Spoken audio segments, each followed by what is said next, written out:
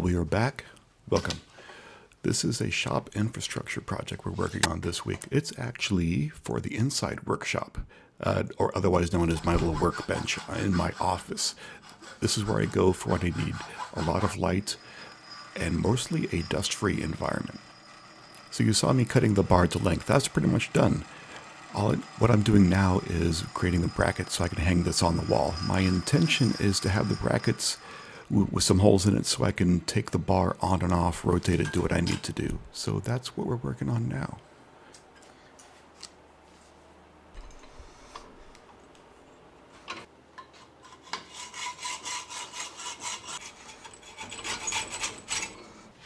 Did you see how awesome that hacksaw was? Oh my god, it's so favorite. Cut through that entire thing in like 3 seconds. That was excellent. So the only thing is with that extruded aluminum angle, it has a cove on the inside. So my favorite angle grinder, one of my favorite tools, really. Makes quick work of that, and it's now flush. Don't forget the other side. Got to do that side as well. Plus it also means I get to use my angle grinder again. This is one of the flap wheel discs. Those things are so awesome.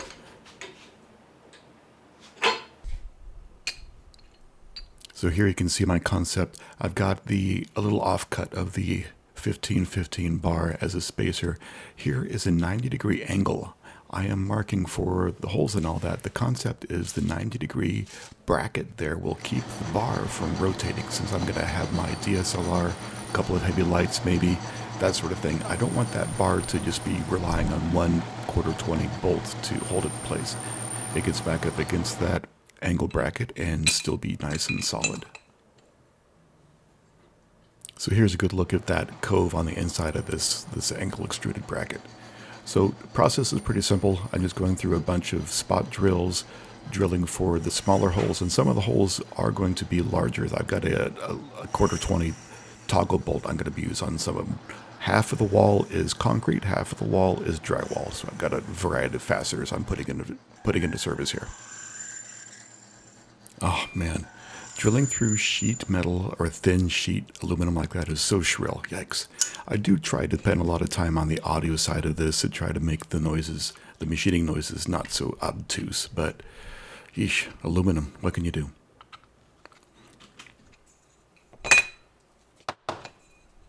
And speaking of aluminum, when you drill holes, you need to do some deburring. So a quick swipe with Mr. Counterbore here, and we're off to the races. Next step is tapping. This is just standard 1/4-20. Yeah, I hear you. You're probably right. I should have done that tapping in the mill so it would be more straight. But number one, this is not super precision. I know it's a cheap excuse, but more importantly, the chuck head will not get in there. I think I need to get some longer taps. That'll probably help. But regardless, this is what we're doing.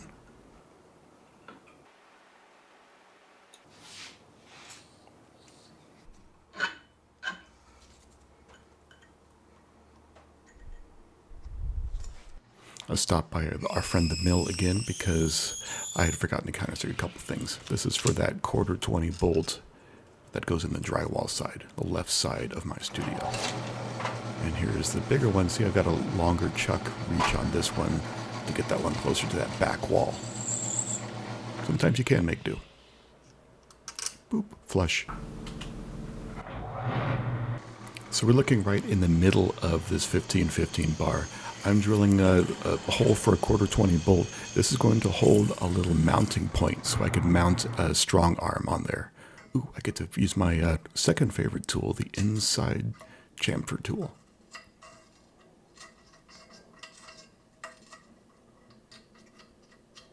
Bye-bye. Thank you. Ah, excellent. Now we get to do final assembly. So there are only 2 angle brackets, very, very simple. But one small issue, the bolter tool, oh yeah, I've got an angle grinder for that too. Here we go.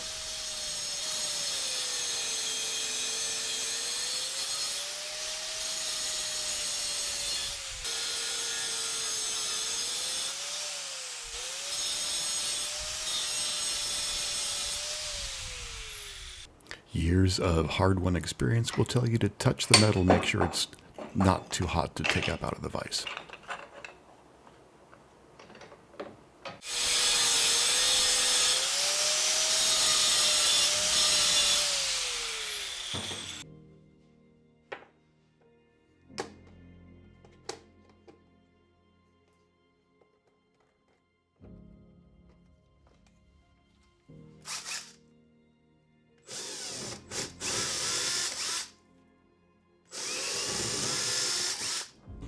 So this is the left side of the bar and the drywall side. So I'm punching in a 1/2 inch hole for a toggle bolt. This is a zip toggler.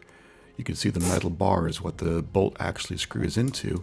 You break off the legs and bolts go right in. A little simple expansion point there. And there's the 1/4 going in, and it should all go flush. So when the bar does not catch on it when it goes in place.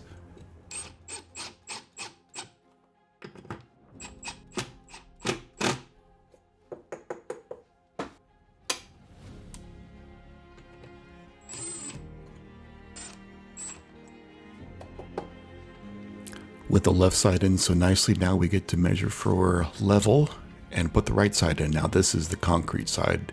You can see the big old drill. So this concrete side, I'm just using expansion anchors here.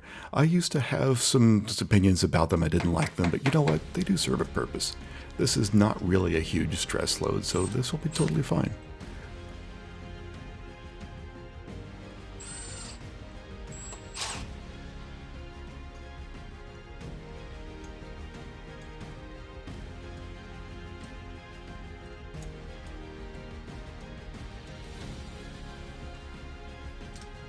Now that we got both brackets in, left and right, let's set the 15-15 bar and see how we did for level. Where is that level? Oh, it's right there, okay. Survey says, how do we do? Oh, thumbs up. Okay, he must have done okay.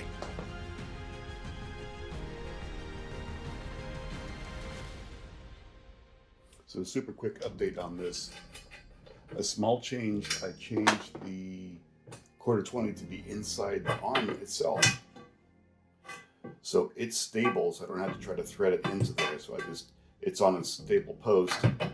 It stays in place, and a quick thumb screw, and it's stable again. Much nicer.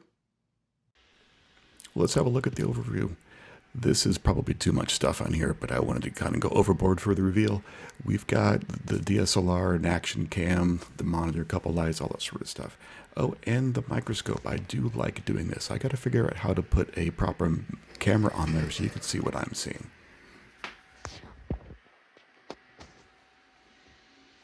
I think it's going to be an excellent addition to the studios. I greatly enjoyed having you on this journey with me for updates on this workbench, so we can get on to the fun things once again. Thank you so much for staying.